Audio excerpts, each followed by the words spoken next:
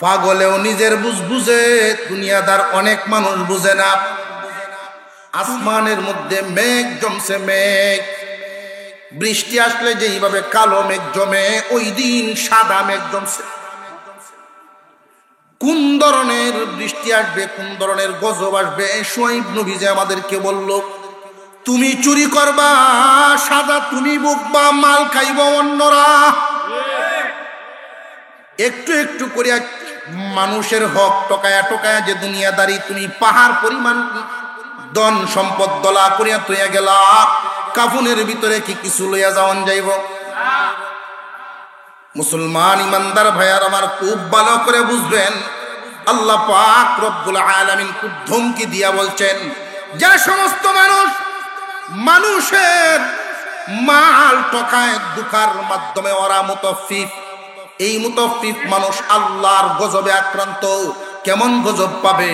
খুব ভালো করে মনে রাখবেন, অতীতের ইতিহাস আল্লাহ পাক রব্বুল আলামিন শোনায়া দিয়েছেন।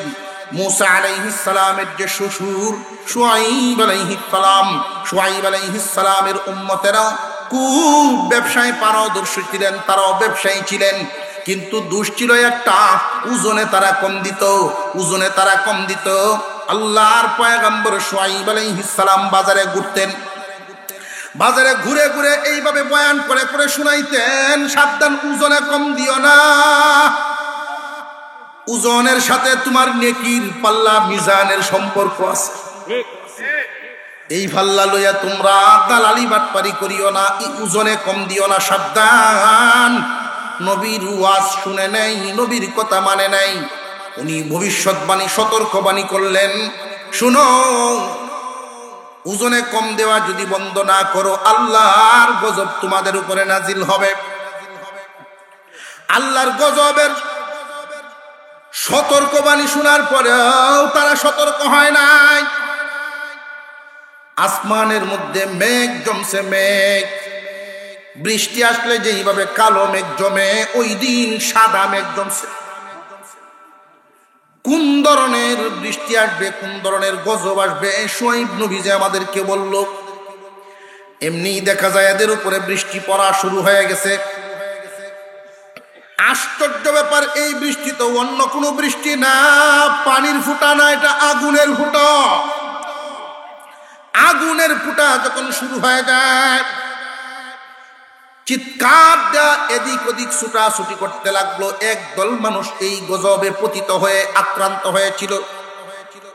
আমি আপনাদেরকে সতর্ক করে দেই, সংক্ষিপ্ত আকারে কয়েক মিনিটের কথাই শেষ। ব্যবসায়ী দুই ধরনের, একদল মুতাফফিফ, যারা উভয় জাহান ধ্বংস হইব, সাময়িক সময়ে লাভবান কিন্তু স্থায়ীভাবে ক্ষতিগ্রস্ত। সাময়িক সময়ে লাভবান, স্থায়ীভাবে ক্ষতিগ্রস্ত। সাময়িক সময়ে লাভবান কেমনে? টগায়া আনলে পয়সা তো তার পকেটে ডুববো, এটাই স্বাভাবিক।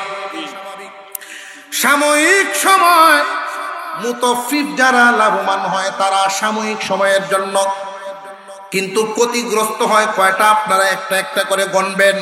এক নাম্বার, বান্দার এই মাল ক্যাপাসিটির মাধ্যমে যে টকায়া নিয়ে আসলো, বান্দায় কিন্তু বুঝতে যদি পারে, চিরদিনের জন্য ওই মানুষটার ঘৃণার চোখে দেখে মনের ভিতর থেকে সম্মান জিনিসটা মানুষের অন্তর থেকে বেরিয়ে যায়। এক নাম্বার ক্ষতি। দুই নাম্বার, এই যে মাল সে জমাইলো, মালটা কি হালাল না হারাম? এই হারাম মাল বক্ষণ করার কারণে, সন্তানাদি বিবি সন্তানকে খাওয়ানোর কারণে এই সন্তান সুন্দর ভালো আচরণ করবে না। মনে রাখবেন, সুসন্তান তার হবে না। হারাম খাওয়ায়া সুসন্তান পাওয়ার আশা করবেন না, আশা করবেন না। যারা হারাম খাওয়ায়া সন্তান বড় করেন, ওরা মানুষের মতো মানুষ হয় না। দুনিয়ার ক্ষতি, আখিরাতের এবার আরেকটা ক্ষতি, খুব মনোযোগ দিয়ে শোনেন। নামাজ রোজা যাই কিছু পড়লেন না পড়লেন, এই নেকিটা লয়ে যাবে কারা? ঠকছিল দুনিয়াতে যারা, যাদেরকে ঠকাইছিলেন, দল বেঁধে তারা আসবে। উনি সাকুয়া বাজারের ব্যবসায়ী ছিলেন, আমারে ওজনে কম দিতেন, আজকে নেকি দিয়া দেন। আল্লাহ পাক রব্বুল আলামিন এইভাবে আপনারা আমলনামার থেকে নেকি দিতেই থাকবেন, দিতেই থাকবেন। আল্লাহর পয়গম্বর বর্ণনা করেন, রে মায়ার উম্মতেরা সাবধান, যেই দিন দিনার এবং দিরহামের দাম থাকবে না, ওই দিনটা আসার আগেই তোমার দুনিয়ার মামলা দুনিয়ায় শেষ করিয়া যাও। কাউরে যদি অর্থের ঠকায়া থাকো, এই ঠকানো দুনিয়াতেই শেষ করে যাও।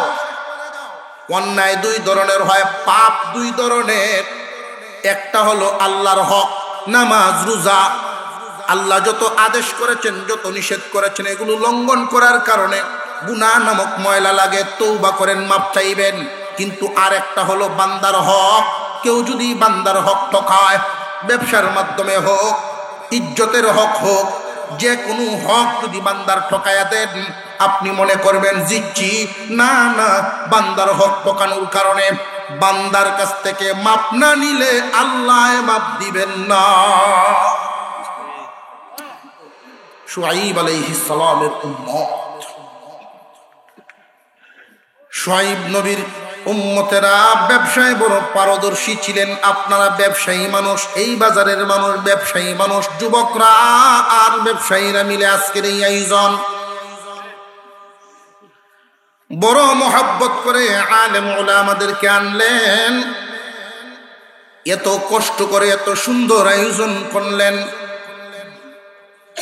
কিছু কথা বলে যাই, রাস্তা হইল দুইটা, একটা ডান রাস্তা আর একটা বাম রাস্তা। আল্লাহর পয়গম্বর বর্ণনা করেন, আমার উম্মতের একদল ব্যবসায়ী, তারা কিয়ামতের কঠিন ময়দানে নবীগণের কাতারে দাঁড়াইবে, সিদ্দিকদের কাতারে দাঁড়াইবে, শহীদগণের কাতারে দাঁড়াইবে এবং আল্লাহর ওলিগণের কাতারে দাঁড়াইবে। আমার উম্মতের একদল ব্যবসায়ী, আমার উম্মতের একদল ব্যবসায়ী, তাদের হাসর হবে 4 দল ব্যক্তির সাথে। আমার উম্মতের একদল ব্যবসায়ী নীতিবান গুণী ব্যবসায়ী, তারা হাসরের মাঠে দাঁড়াইবে 4 কাতার মানুষের সাথে। নবীগণের কাতারে দাঁড়াইবে কোন কোন ব্যবসায়ী, সিদ্দিকদের কাতারে দাঁড়াইবে কোন কোন ব্যবসায়ী, শহীদগণের কাতারে দাঁড়াইবেন কোন কোন ব্যবসায়ী, আল্লাহর ওলিগণের কাতারে দাঁড়াইবে কোন কোন ব্যবসায়ী। আরো জোরে কোন সুবহানাল্লাহ। কিন্তু নবী আল্লাহ পাক রব্বুল আলামিন নবীর উম্মতের আরেক দলের ব্যাপারে খুব ধমকি দিয়া কিন্তু প্রথমেই বলেন ধ্বংস। কারা ধ্বংস? মুতাফফিফ। এই মুতাফফিফ কারা? জাত্তাফিফ, তুচ্ছ বিষয়টা একদম চোখের পলকে। একজন মানুষ যদি 1 কেজি জিনিস আপনাকে মেপে দেয়, এইখানে সর্বোচ্চ যদি ঠকাইবার নিয়ত করেন, কত গ্রাম? 10 গ্রামের উপরে তো ঠকাইতে পারবো, 25 গ্রাম ঠকাইতে পারবো, বা 50 গ্রামই না ঠকাইলো, এর বেশি ঠকাইলেই চোখে ধরা হলো। এমন ঠকানো ঠকায় যারা চোখে ধরা পড়ার মতো না, চোখে দেখলে বুঝে আসে না, মাপলে বোঝা যাইব। চোখের আন্তাজে ধরা পড়ার নয়, অর্থাৎ চোখের বেলকিতেই ঠকায়া ফেলে। এত ছোট বিষয়, বান্দার হক আরো আছে মারে, যেমন মন্ত্রীও হক মারে, এমপিও হক মারে, আছে না নাই? একবার বুড়া বেড়ায় করতেছে, হুজুর দহরে যে আল্লাহ মানুষের বুঝ দিত, 3টে বাথরুম কাইলছে চেয়ারম্যান। বাথরুম খাইলো কেমনে? বাজারও বাজেট দিচ্ছে, বাথরুম দিয়ে আর করছে না, খাইছে। এইটার নাম তফিফ না, এইটা রাজাব আরো বড়, এটা রাজাব আরো বড়। আল্লাহ পাক রব্বুল আলামিন ব্যবসায়ীদেরকে উদ্দেশ্য করে বলেন মুতাফফিফ। অল্প অল্প করে যদি একজন মানুষ 100 কাস্টমারকে মাল দেয়, প্রত্যেকের কাছ থেকে যদি 50 গ্রাম করে ঠকায় রাখে, 100 জনরে ঠকাইলো, কেউই কিন্তু টের পাইল না। ব্যবসায়ীদের চালাকি খুব ভালো করে বুঝবেন, ওরা ক্ষতিগ্রস্ত। যদিও আঙ্গুলে গনতেছে যে এইভাবে যদি আমি প্রতিদিন মানুষের হক মেরে মেরে অতিরিক্ত 2000 টাকা লাভ করি, প্রতি মাসে 60,000 এক্সট্রা, এইভাবে যদি হিসাবটা মিলায় নেয় বেশি দিন লাগবো না বাড়িঘর করতে, মনের মতো বিয়া করাম। জানিয়া রাখবেন আল্লাহ বলেন ওয়াইল, ধ্বংস। আল্লাহ যদি বলেন ধ্বংস, শান্তি তুমি পাইবা কই? মনে মনে হিসাব মিলাইয়া এই লাইনে চইলা মানুষকে টকাইয়া মনের মতো বিয়া করতে পারবা, বউয়ের রাতের মাইরো খাইবা। এই কথা কেন বললাম? যে তুমি যেমন আল্লাহ তোমারে দিব তেমন। মনোহারির দোকান, অনেক ধরনের মালামাল থাকে দোকান। গ্রাম এলাকার এক লোক তার দোকান থেকে বহুদিন যাবৎ মাল নেয় বাকি, মাল নেয় বাকি। 10-15 বছর পর্যন্ত, 10-15 বছর পর্যন্ত মাল নেয়। তো হঠাৎ মাঝনে একদিন জিগাইল, মেয়া তুমি কি করো? কই আমি গৃহস্থী করি, 4টা গাই ফালি, দুধ টুধ আছে এগুলো বিক্রি করি। তোমার দুধের গাই আছে? আমার জন্য 2 লিটার করে দুধ আনবা, রুজি না। 1 মাস পর্যন্ত দুধ দিছে। দ্বিতীয় মাস যখন চালু হইব সাফ না করে দিছে, তুমি দুধ দিও না। তোমারে বড় ভালো মনে করতাম, তোমারে ভালো মনে করতাম। 28 দিন পর্যন্ত দুধ আনছি, আমরা খাইছি, তোমারে বিশ্বাস করিয়ে রাখছি। 29তম দিনে যখন মাপছি, মাপে দেখি 2 সের, আগে তো আর লিটার ছিল না, এই 2 সের দুধের মধ্যে 100 গ্রাম কম।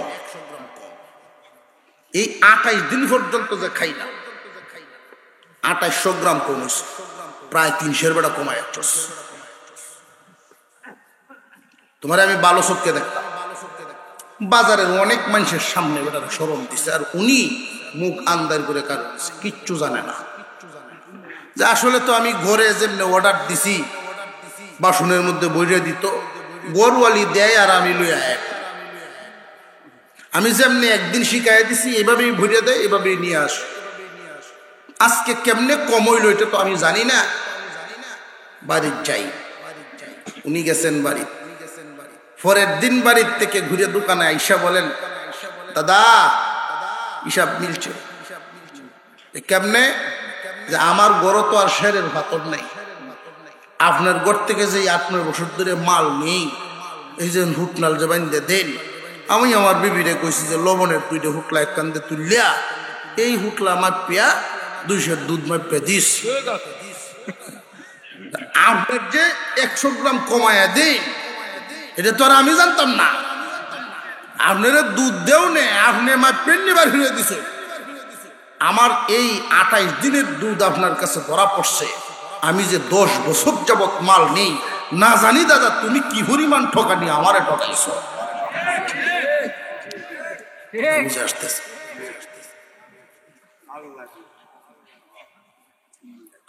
মুসলমান ইমানদার ভাইয়ারা আমার, হাতের বেলকিতে চোখের পলকে ঠকায়া দেওয়া ব্যবসায়ীদের মধ্যে অনেক ব্যবসায়ী আপনাদের ভিতরে আছে, এই কথা বলছি না।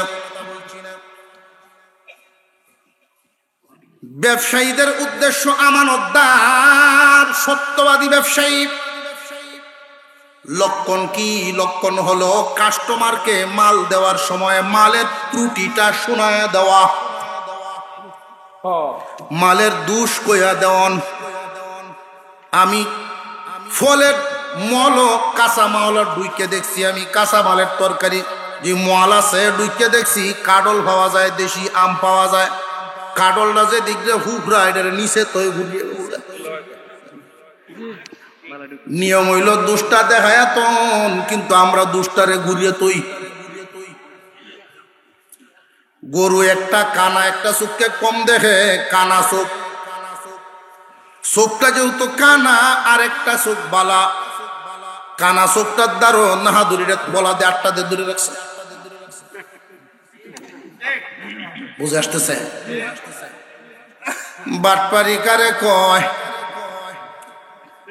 ওয়ায়ুহিব্বুহু মা ইউহিব্বু লিনাফসিহি। তুমি নিজের জন্য যেটা ভালো মনে করো আরেকজনের জন্য এটাই ভালো মনে করবা। দানের ব্যবসায়ী দেখেন, দানের ব্যবসায়ী খুব ভালো করে বুঝলেন মুতাফফিফ কারা। এতক্ষণ তো আমরার কথা বলছি, ছোট ছোট বিষয়গুলো দিয়ে চুরি করে যারা, ওরা মুতাফফিফ। আমরার কথায় পরিষ্কার বুঝে আসবে না। আল্লাহ কি বলেন শুনেন, মুতাফফিফের পরিচয় আল্লাহ তুলে ধরছে। ওয়াইলুল লিল মুতাফফিফিনা আল্লাযীনা ইযা তালু আলান নাসি ইস্তাওফুন ওয়া ইযা কালুহুম আও ওয়াজানুহুম ইউখসিরুন। আল্লাহ পাক রব্বুল আলামিন বলেন, দুনিয়ার মানুষ মুতাফফিফ ধ্বংস, দুনিয়াও ধ্বংস, আখিরাতেও ধ্বংস। মুতাফফিফ কারা? যে মুতাফফিফ হইল ওই দোষের দোষীরা, আনার সময় ঠিকই পরিপূর্ণ বা বাড়ায়া আনে, দেওয়ার সময় কম দেয়। আনার সময় 1000 গ্রামে কেজি না 1500, 1500 গ্রামে কেজি, আর দেওয়ার সময় 950 গ্রামে কেজি। রইল কত? প্রতি কেজিতে যদি 100 গ্রাম ব্যবসা হয়, 100 মন বেচলে কত? 10 কেজি। বুঝাইতেছে? 10 কেজি হয় না? 100 কেজি মুরুব বেচে বহু ব্যবসায়ী আছে। 100 কেজি 2.5 মন মুরগি বেচে বহু পোল্ট্রি ব্যবসায়ী বহু আছে।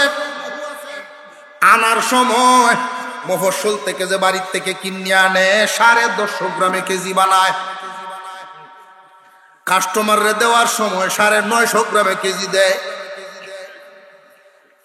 আপনারা কইতেন হুজুর আপনি এইটি কিভাবে বুঝুন? আমার নিজের তো আর কিমন লাগে না, ঘরের উপরে কাই, অসুবিধা কি? এইটি খালি টিহরাহি যে মানুষটি উষ্টকরণ লাগবো।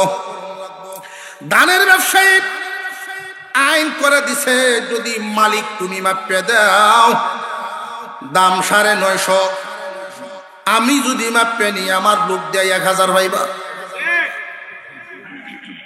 ঘটনা কি রে ভাই? দাল মে কুচ কালা হয়। এর অর্থ হইল আরেক দল আছে হাতের কবজির ক্যাপাসিটি,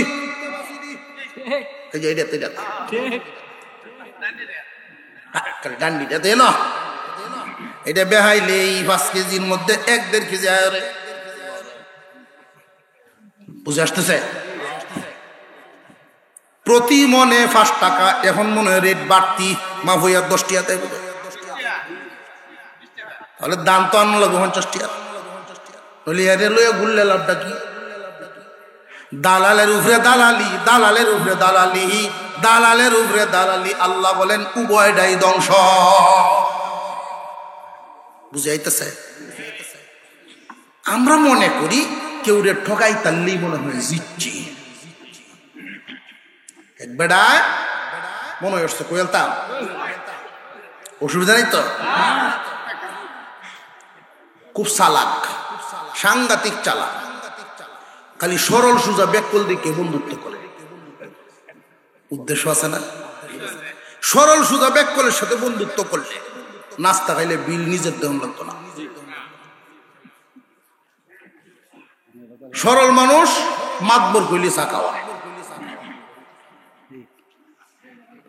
ফলের মৌসুম এসে গেছে বাজার, ও কিস্তা তো খাওয়া হইল না। এই তারিখে একটা কার্ডও লাগছে, দাম সমান দিলেন। যে বাট পারে কয় আমি ইনসাফের একটা বিচার করি, যে যেমন কুসকাইব এরকম বিল দিব। কথা তো ঠিকই। সরল মানুষ খাওয়া শুরু হইল, বাট পারে 1 মিনিট লয়, যে মুহ দে 2 বিসি সামনে তয় 5 বিসি ভাবে দেলা, বিসি গুণ তুমি লইব। আর সত্যবাদী মানুষ যা খায় সব সামনে তো খাওয়া শেষ, গণ হইল। সরল সহজ মানুষ, তার সামনে 32টা, এর সামনে 12টা। কই ডেকে খাইছুন তো আপনি কোন মুখ বুড়ে বুড়ে লইছে বেটা, কপাল কপাল, আমার অনেক কুশো বিসি নাই। কপাল দেখুন যে এই জাতির কিছু মানুষ সুদ খাইতে খাইতে আংরা হয়ে যাচ্ছে। হ্যাঁ, শুদ্ধিও লাগে না, শুদ্ধিও লাগে না। এরা আর 5 ওয়াক্ত নামাজ পড়ে, হয়তো বাচ্চা অসুস্থ, নইলে বউয়ের গ্যাস্ট্রিক।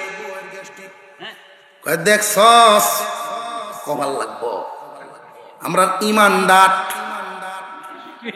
নামাজ পড়ি না, সুদ গাই, ইমানটা শক্ত আছে, কয় না? ওটা বলো কপাল। এরিয়া তো 12টার বিলার কিতা দিবেন, আমি দিলাম না। আপনার যে কলজা বড় এটা জানি, আপনার মন বড় আছে, আচ্ছা জানি দিলেন। দাবির অন্য যে ফিসে দিয়ে কইয়া দেয়, এই ভাই দাবি ছুড়ে ব্রাহ্মণবাড়িয়া থেকে লাখাই জায়গা আউরে দিয়া ডাইতে আটকাইছে।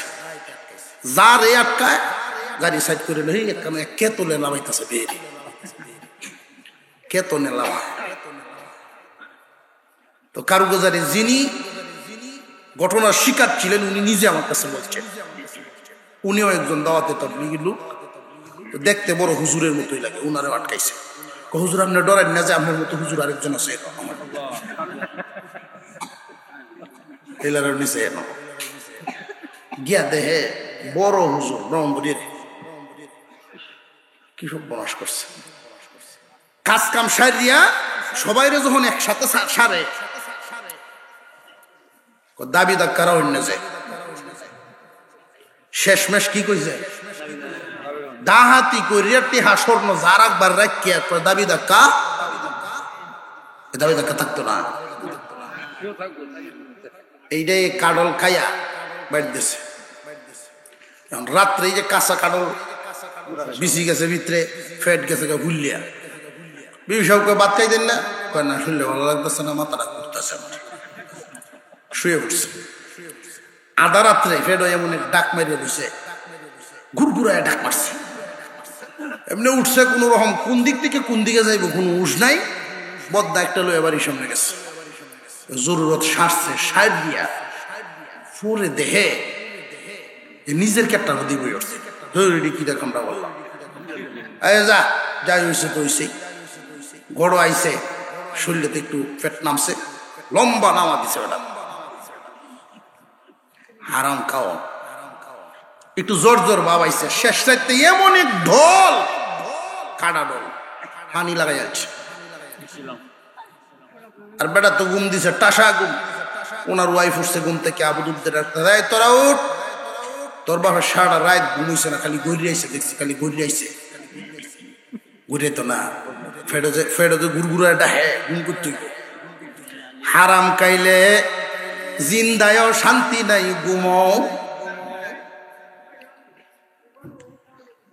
দাহিস না। তোরা যা বাড়ির সামনে কেটটাত গিয়ে বল্লাড়া কেটে পানি দিলাম, মরিচ কেটটা আর মরিচটি তুললে লই আইস।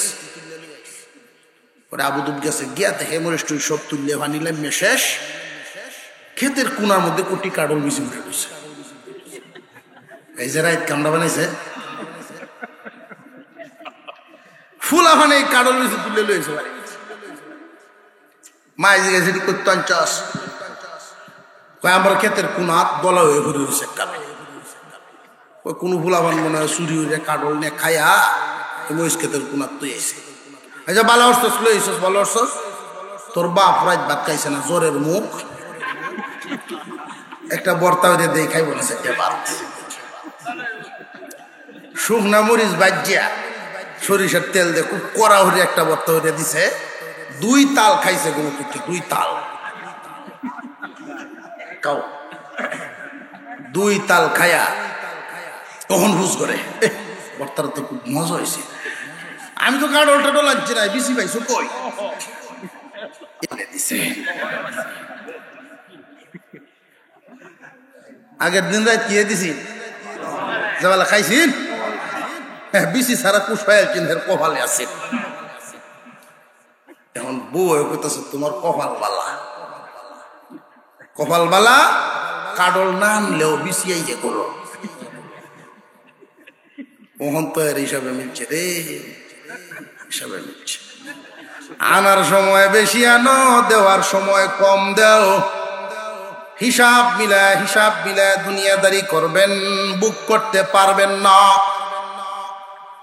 নিজের বুঝ পাগলেও বুঝে তুমি কেন বুঝো না নিজের বুঝ পাগলেও বুঝে ছাত্র জীবনে এক পাগল দেখছিলাম বাজার দিয়ে আটতো আর কইতো ডরাইলেই ডরে ভাই কাম বানাইলে কিস্তাই না এটা কইতো ডরাইলেই ডরে ভাই কাম বানাইলে কিস্তাই না কইতো আর অর্থাৎ মরিচের যে হাসি ফাতলা রাত এরকম শীতের দিন খেজুরের রসের মতো গুড় পাওয়া যায় সিলেট এলাকায় সকালবেলায় হাত জালার ভিতরে হাত ঢুকায় দিছে মালিকে দৌড়ান দিছে এটার মধ্যে তো লাগছেই বাজারও ঘুরে আর কয় ডরাইলেই ডরে ভাই কাম বানায় আনলে কিস্তাই না এই গুড় ভরা হাত আবার মুড়ির বস্তার ভিতরে ঢুকায় দিছে এই কবিতা একটাই মুড়ি লাগছে না খায় আর কয় ডরাইলেই ডরে ভাই কাম বানাইলে কিস্তাই না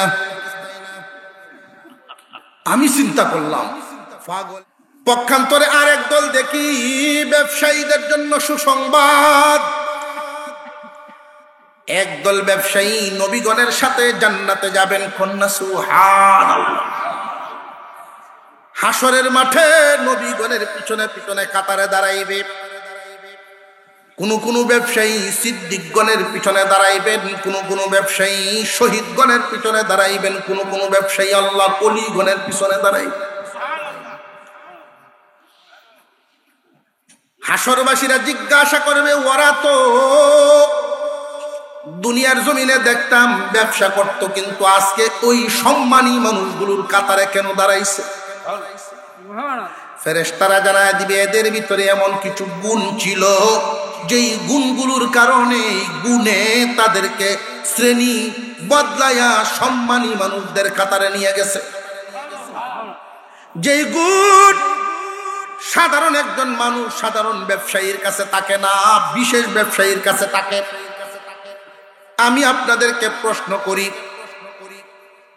এই যে বক্সটা একজনে কিনলো এটা যিনি বেচছে লাভ হইছে না হইছে না হালাল পথেও যিনি ব্যবসা করেন লাভ আছে না নাই ব্যবসা করছেন লাভের জন্য তাহলে এত বড় মর্তবা কেন নবীগণের সাথে কোন কারণে উনি হাসরের মাঠে দাঁড়াইবেন সিদ্দিকদের কাতারে কোন কারণে দাঁড়াইবেন শহীদগণের কাতারে ওলিগণের কাতারে কি কারণে দাঁড়াইবেন এমন কোন আমল আছে খুব ভালো করে মনে রাখবেন যে ব্যবসায়ীদের মাধ্যমে এমন কিছু কাজ হইয়া যায় যেটা সাধারণ মানুষদের দ্বারা সম্ভব না হাতে গনে গনে ধরে রাখবেন এক নাম্বার এই বাজারে কিশোরগঞ্জ থেকে একজন মানুষ আইসা যদি থামেন গাড়ির ভাড়া দিয়েছেন 500 টাকার নোট ড্রাইভারের কাছেও বাংতি নাই মালিকের কাছেও নাই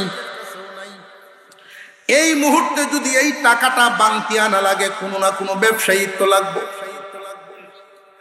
ব্যবসায়ীদের কাছে যখন বাংতির জন্য আসবেন যেই ব্যবসায়ী আল্লাহর সন্তুষ্টির জন্য ক্যাশ থেকে বাংতিটা দিয়ে দিবেন সওয়াবের আশায় এই যে কামটা করলো বাংতি দিল তার কয় আনা লাভ হইছে জোরে কর তার কোনো লাভ হইছে হ্যাঁ ওই কাজটা করার কারণেই লাভ হইছে ওইটা নবীগণের কাতারে দাঁড়াইব সিদ্দিকদের কাতারে দাঁড়াইব শহীদগণ ওলিগণের কাতারে দাঁড়াইব এখন বুঝাইতেছে ব্যবসায়ীগণের মাধ্যমে আরেকটা কিছু কাজ হয় ব্যবসায়ী ভাইয়েরা আমার মন থেকে আপনাদের জন্য দোয়া করি আল্লাহ হালাল ব্যবসার মধ্যে বরকত দেন জবান খুলে বলেন আমিন হারাম রাস্তার থেকে ফিরে আসার তৌফিক দেন জবান খুলে বলেন আমিন কিছু দোষ যেই দোষগুলো মুসলমানদের জন্য শোভনীয় না, এগুলো বাদ দিতে হবে। মাজনের যে ব্যাগ আছে, কাপড়ের ব্যাগ, আমি দেখছি প্রায় ব্যাগের মধ্যে নিচে দিয়া লেখা থাকে বিকৃত মাল ফেরত যোগ্য নহে। এটা মুসলমানদের বক্তব্য হতে পারে না। এই ব্যাগ পরিবর্তন করে ফেলবেন। নবীগণের সাথে জান্নাতে যাইবেন কোন আমলের বদলে? বিকৃত মাল ফেরত রাখলে ওই আমলের বদলে। বিকৃত মাল ফেরত রাখবেন যদি আপনার মালের কোনো ক্ষতি না হইয়া থাকে, বরং বিকৃত মাল যদি ফেরত রাখেন তাহলে আপনার লাভটা কি? নবীগণের সাথে সিদ্দিকদের সাথে ওই হলো আমল। আপনি যেই কাপড়টা 500 টাকা বিক্রি করেছিলেন, কিনা আপনার 450 বিক্রি করছেন 500, লাভ হইছে 50 টাকা। এই কাপড়টা মুরব্বী মানুষ বাড়িতে নিয়ে যখন পরিবারের মানুষদের সামনে তুলে ধরেছেন, তারা বলছেন না, এটা দরকার নাই, ফেরত দিয়ে আসেন। ভাঙ্গা হয় নাই, কোনো ক্ষতিও হয় নাই। এই কাপড়টা নিয়ে যখন আবার সাকুয়া বাজারে আসবে, আপনি ব্যবসায়ী মানুষ, লাভ করছিলেন কিন্তু 50 টাকা। এই কাপড়টা নিয়ে যখন আপনার কাছে ঘুরে আসবেন, এই কাপড়টা যদি আপনি ফেরত দিয়ে দিতে পারেন, এটা মনের বড় কুরবানি। এমনি শহীদদের কাতারে না, শহীদরা যেমন কুরবানিওয়ালা হয়, ওই কুরবানিওয়ালাদের কাতারে তোমার দাঁড় করাইব। কোন কারণে? মাল বেচে লাভ করো, এত বড় মর্তবা কেন? এই মালটা যে ফেরত রাখলেন, আমি আপনাদের মহব্বতের মানুষ হিসেবে, আলেম হিসাবে পরামর্শ দিতেছি, যদি এমন হয় মালের কোনো ক্ষতি হয় নাই, মাল নিয়ে আসছে ভাই, এটা লাগবে না, ফেরত রেখে দেন। অত্যন্ত খুশি হইয়া এই মালটা রাখবেন। কেন খুশি হইবেন জানেননি? যদিও দুনিয়াবি একটু লাভবান থেকে আপনি বঞ্চিত হয়ে গেলেন, কিন্তু এই কাজটার দ্বারায়, এই আমলটার দ্বারায় আখিরাতে 4 জায়গার যে কোনো একটা জায়গা আপনি পাবেন। হয়তো নবীগণের কাছে, নইলে সিদ্দিকদের কাছে, নইলে শহীদদের কাছে, নইলে ওলিদের কাছে। ওই জায়গা যে আপনি খরিদ করলেন, জায়গার ব্যবস্থা যে আপনার হয়ে গেল ওই বিকৃত মাল ফেরত রাখার কারণে। আমি আলেম হিসাবে পরামর্শ দেই, মাল তো রাখবেনই, পারলে 1 কাপ চাও খাওয়াইয়া দিন, পারলে চাও খাওয়াইয়া দিন, যে দুনিয়ার 50 টাকা লাভ করিয়া লাভবান হইলাম, ঠিক আছে, কিন্তু তোমার দ্বারা দুনিয়ার কোনো লাভবান না, আখিরাতের লাভবান হইলাম।